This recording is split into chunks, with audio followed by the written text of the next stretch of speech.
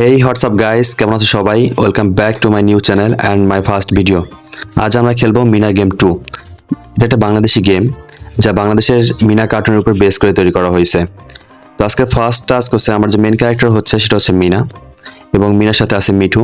আমার ফার্স্ট যে টাস্ক হচ্ছে সেটা হলো একটা হেলদি ডায়েট ফিট করা একটা প্রেগনেন্সি মাদারের জন্য। সো আমি তাদের কাছে গেলাম এবং আজকের বাজারের মেনুটা জেনে নিলাম। সো এখন আমি বাবার সাথে গরুর কাছে যাব বাবাকে হেল্প করার জন্য, যেন বাবা গরুর থেকে দুধ কালেক্ট করতে পারে খুব সুন্দরভাবে। সো গরুর কাছে গিয়ে বাবা দুধ নিচ্ছে, গরু থেকে দুধ দোয়াচ্ছে, এবং আমি গরুকে খাবার দিচ্ছি যেন গরু শান্তভাবে দুধ দোয়াতে দেয়। কি গরু রাগ হয়ে যাচ্ছে কেন? গরুকে তো খাবার দিচ্ছি ঠিক মতো। গরু লাথি দিয়ে দুধ ফেলে দিল। সো আবার যাব, কিছু একটা ভুল হয়েছে হয়তো। গরুকে খাবার দিব এবং গরু খাচ্ছে, বাবাও দুধ দোয়াচ্ছে। ও গরুর উপরে মাছি পড়ছে, সব মাছিও খেদাতে হবে। সো মাছি খেদালাম এবং মাছি তাড়ালাম, তো গরুকে খাবারও দিলাম। যদি কোনো প্রকার ভুল ত্রুটি হয়ে থাকে আমার কমেন্ট্রিতে বা কথা বলাতে, তাহলে অবশ্যই ছোট মনে করে আমাকে ক্ষমা করে দিও, কারণ প্রথম ভিডিও তো, তাই অনেক ভুল ত্রুটি হচ্ছে। সো ফার্স্ট টাস্ক কমপ্লিটেড, দুধ কালেক্ট করা হয়ে গেছে। এখন সেকেন্ড টাস্কের জন্য যাব। সেকেন্ড যে কাজটা আছে আমাদের, তো সেকেন্ড কাজ হচ্ছে মুরগি ধরা। সো আজকের ডায়েটে মুরগিও আছে। অবশ্য মুরগি ধরা অনেক কঠিন কাজ, কারণ দেশি মুরগি ধরতে গেলে অনেক কষ্ট করতে হয়। বিশেষ করে ব্রয়লার বা ফার্মের যে মুরগিগুলো থাকে ওগুলো ধরা খুবই ইজি, ওগুলো ধরতে হয় না এমনিতেও, কিন্তু দেশি মুরগি ধরা খুবই কষ্টের। সো আমাকে এখানে মুরগিকে দৌড় করাতে হবে, দৌড় করার করে মুরগিকে ক্লান্ত করতে হবে। মুরগির যখন এনার্জি শেষ হয়ে যাবে তখন মুরগি বসে পড়লে আমি মুরগিটা ধরতে পারবো। সো মুরগির এনার্জি লেভেল কিছুতেই শেষ হচ্ছে না, কারণ মুরগিটা খুবই শক্তিশালী এবং খুবই এক্সপার্ট দৌড়ানোর ব্যাপারে। যদিও আমি অতটা এক্সপার্ট না, তবুও দৌড়াচ্ছি মুরগির পিছনে পিছনে। সো দেখি কতক্ষণ লাগে। সো দৌড়াচ্ছি আস্তে আস্তে, দেখি মুরগিকে ধরা যায় কিনা। এই গেমটার ব্যাপারে বলে রাখি, এটা বাংলাদেশে খুবই একটা পপুলার কার্টুন ছিল এক সময়। ও মিনা পড়ে গেছে কাদার ভিতরে। আর একটা কথা বলি, যদি কোনো লেভেলে তুমি ইনকমপ্লিট করো বা কোনো টাস্ক, তাহলে টাস্কটা শুরু থেকে আবার শুরু করতে হবে, মানে প্রথম থেকেই শুরু করতে হবে, যেটা বলা হয়। আমি ভুল বলেছি, শুরু থেকে শুরু করতে হবে, প্রথম থেকে শুরু করতে হবে। সো আমাকে আবার শুরু করতে হচ্ছে। এটা একটা পপুলার কার্টুন ছিল বাংলাদেশে 1990 দশক থেকে প্রায় 2005-6 সাল পর্যন্ত, যার মাধ্যমে বিভিন্ন ধরনের পরিচর্যা সবকিছু শেখানো হতো। ও মুরগি ধরা হয়ে গেছে। সো মুরগি বসে পড়েছিল এবং খাঁচা দিয়ে মুরগি ধরে ফেলেছি। সো এর সেকেন্ড টাস্ক কমপ্লিটেড। এখন থার্ড টাস্ক হচ্ছে হলো আমাদেরকে মাছ ধরা। সো আমি এখন রাজুর সাথে যাব এবং রাজুকে মাছ ধরায় সাহায্য করব। মিনা খুবই ভালো, মিনা বরাবরই খুবই ভালো, এবং সে সকলেরই ভালোবাসার পাত্রী হিসেবেই কাজ করে। বিকজ সব ধরনের কাজ করে, সবাইকে হেল্প করে, মা বাবা ভাই বোন দাদি সবারই হেল্প করে, যথেষ্ট পরিমাণ হেল্প করে এবং হেল্পফুল। সে ছোটবেলা থেকে পটু, এবং তার সাথে মিঠু। মিঠু হচ্ছে তার খুবই ঘনিষ্ঠ সাথী, খুবই হেল্পফুল এবং তাকে সাহায্য করে। একই ইট ছুঁড়ে মারতেছে দিক থেকে। ও মিঠু পাথরটা ধরে ফেলছে। সো মিঠু এখন পাথরটা দীপুর উপরে মেরে দিল। সো কোনো ব্যাপার না, দীপুটা বরাবরের মতোই দুষ্টু এবং বাজে টাইপের, সবসময় মিনা ও রাজুর সাথে লেগে থাকে, কারণ মিনা ও রাজু খুবই ভালো আর দীপুটা দুষ্টু, এই জন্য ওর সাথে লেগে থাকে এবং হিংসা করে বরাবরই। আবারও পাথর ছুঁড়ে মেরেছে। যাই, এবার তোর উপরে মারবো, কোনো সমস্যা নেই, তুমি যতবারই পাথর মারো না কেন। ওকে, মাছ ধরা কমপ্লিটেড, তুমি পাথর মারতে থাকো। এখন আমাকে বাজারে যেতে হবে বাবাকে হেল্প করার জন্য, যেন কি কি আজকে নিবে, যে মেনুগুলো আছে সেই মেনুগুলো সুন্দরভাবে সিলেক্ট করতে পারে, যে কাঁচা খাবার দাবার আছে। সো আমরা ইতিমধ্যে থার্ড লেভেল কমপ্লিট করে ফেলেছি। এখন আমাদের হচ্ছে হলো ফোর্থ লেভেল কমপ্লিট করতে হবে। সো ফোর্থ যে টাস্কটা আছে আজকের এই ফার্স্ট লেভেলের, সেই টাস্কটা কমপ্লিট করতে হবে। কথায় অনেক ভুল হচ্ছে, কারণ প্রথম গেম তো, সো তাই একটু ভুল হচ্ছে কমেন্টারি করতে। সো অবশ্যই ক্ষমা করে দিও এক্ষেত্রে। আর হ্যাঁ, ভিডিওতে অবশ্যই লাইক করে দিও, এবং চ্যানেলে যারা নতুন আছো তারা সবাই চ্যানেলকে সাবস্ক্রাইব করো এরকম নিত্য নতুন গেম প্লে ভিডিও পাওয়ার জন্য। সো আমি আর ভুলগুলো শুধরানোর চেষ্টা করব। সো আমরা এখন বাজারে পৌঁছে গেলাম, বাজারটা খানিকটা দূরে বেশ ভাড়া থেকে। এখন আমরা কিছু সবজি নিয়ে নেব। তো প্রথম যে সবজিটা সিলেক্ট করবো সেটা হলো একটা ফুলকপি, এবং তারপরে নিব একটা লাউ, এবং তারপর নিব একটা মিষ্টি কুমড়া। এগুলো সবই হেলদি খাবার। সো এটাও কমপ্লিট হয়ে গেছে। এখন আমাদেরকে বাসায় ফিরতে হবে। সো বাবার সাইকেলে চড়ে যাব, সাইকেলে চড়ে বাসায় ফিরবো। খুবই অন্ধকার এবং ঝড় শুরু হয়ে গেছে অলরেডি, খুব দ্রুত বাসায় ফিরতে হবে, সেই জন্য বাসায় চলে যাব। ও সাইকেল উঠে পড়ে গেছে। আমি ভাবছিলাম সাইকেলটা মিনার বাবা একা একা চালাবে, এখন দেখি না সাইকেলটাও আমাকে চালাতে হবে। তো কোনো সমস্যা নেই, আমি এমনিতে প্রো রাইডার, যথেষ্ট ভালো সাইকেল চালাই, এক্ষেত্রে কোনো সন্দেহ নেই। যদিও এক সময় সাইকেল চালাতাম, শিখেছিলাম অনেক কষ্ট করে, বাট কেনা হয়নি কখনো। তবে কোনো সমস্যা নেই, চালানো তো এক্সপার্ট। সো খুবই ঝড় হচ্ছে, অনেক মারাত্মক ঝড় হচ্ছে, আমাদের বাসায় ফিরতে হবে খুব দ্রুত, নাহলে বৃষ্টি এসে পড়বে, পরে বৃষ্টিতে ভিজে যাবো আমরা, এবং আমাদেরও অনেক ধরনের রোগবালাই হতে পারে, যেমন ঠান্ডা, জ্বর, সর্দি, অনেক কিছু। তো সেই ক্ষেত্রে অনেক ঝড় হচ্ছে, আর এই রাস্তাটা খুবই খারাপ, রাস্তাটা খুবই বাজে টাইপের। রাস্তার মাঝে কেউ এগুলো ফেলে রাখে, ধান, কাঠ, তারপর অনেক কিছু ফেলে রাখছে রাস্তার মাঝে। ওকে, বাজার নিয়ে এখন বাসায় ফিরলাম। সো বাজার দাদির কাছে দিয়ে দিয়েছি, এখন আমাকে আম্মুর কাছে যেতে হবে, মানে মিনাকে তার মার কাছে যেতে হবে, গিয়ে মার হালচাল জিজ্ঞেস করতে হবে যে মা কেমন আছে, ভালো কি মন্দ। রাজু অলরেডি মার কাছে আছে, এবং মার কাছে মেবি দুধ নিয়ে বসে আছে, মাকে খাওয়ার জন্য দিছে, এবং দাদি একটা হেলদি ডায়েট পূর্ণ খাবার নিয়ে চলে আসছে মাকে দেওয়ার জন্য। সো আমাদের ফার্স্ট লেভেল কমপ্লিট হয়ে গেছে, 5টা টাস্কই কমপ্লিট হয়েছে। এখন আমরা নেক্সট টাস্কে যাব, যেটা সাধারণত প্রেগনেন্সি মায়ের যত্ন নেওয়া। সো স্কুল কমপ্লিটেড, এবং স্কুল থেকে এখন আমরা বাসায় ফিরতেছি। সো রিং চালিয়ে, এই রিং চালানোটা খুবই মজার, ছোটবেলায় অনেক চালাইছি, খুবই মজাদার এই ব্যাপারে, কোনো সন্দেহ নাই রিং চালানোর ব্যাপারে। রিং চালাতে অনেক ভালো লাগে, বাচ্চারা অনেক চালায়।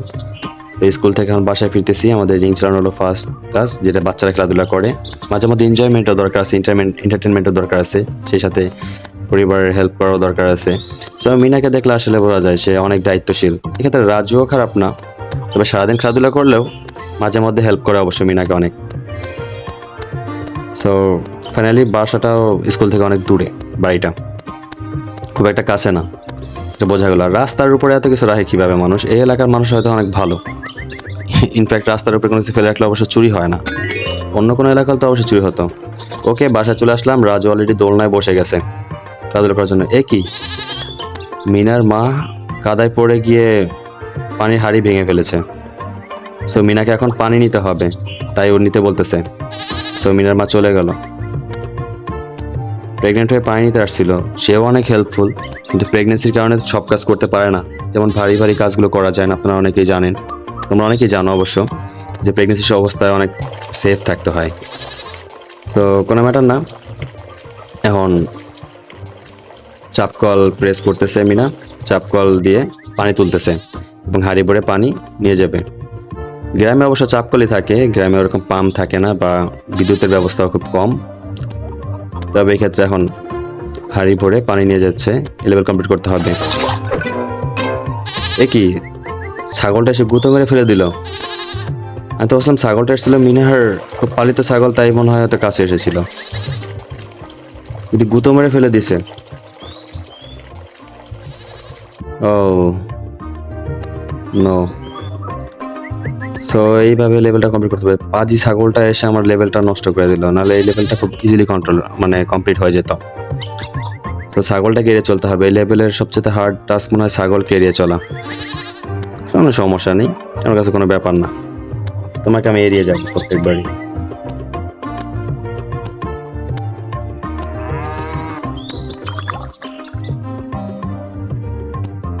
ওকে, এক হাঁড়ি পানি দিলাম, এভাবে মনে হয় আরো 3-4 হাঁড়ি নিতে হবে পানি, নিয়ে এই লেভেল কমপ্লিট করতে হবে, নিয়ে পানি ভরতে হবে আর কি।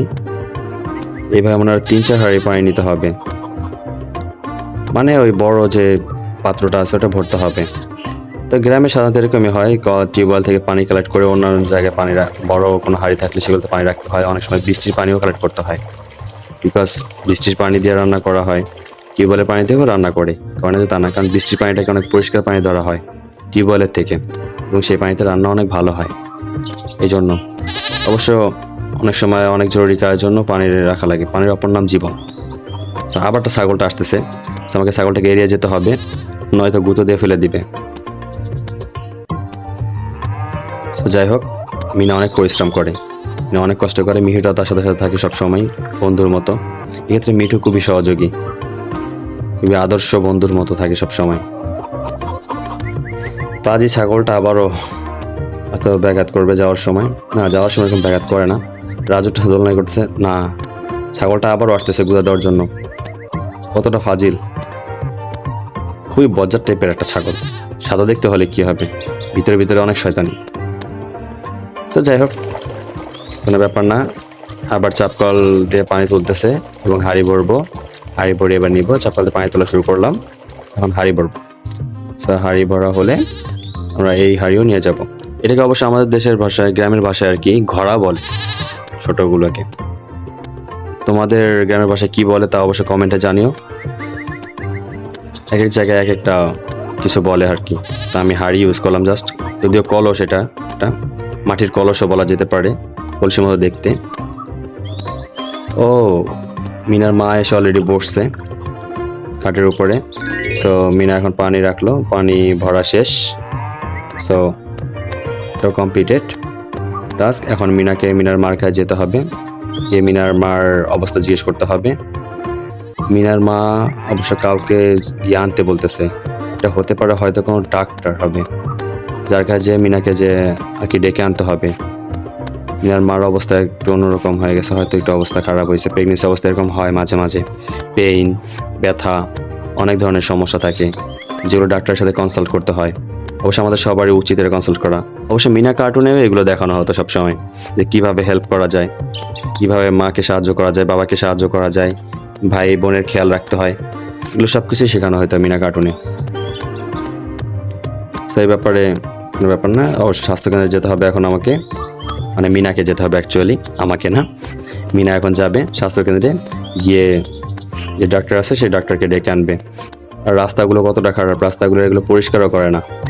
এলাকার মানুষজন মনে হয় অতটা সুবিধার না, মানে এলাকার যারা দায়িত্বে আছে তারাও মনে হয় অনেক কামচোর টাইপের, যেখানে রাস্তার এগুলো দেখে না যে রাস্তাটা এত আছে। অবশ্য অলরেডি আমরা প্রাথমিক বিদ্যালয়ে পৌঁছে গেছি, স্বাস্থ্যকেন্দ্র প্রাথমিক বিদ্যালয়ের পাশেই।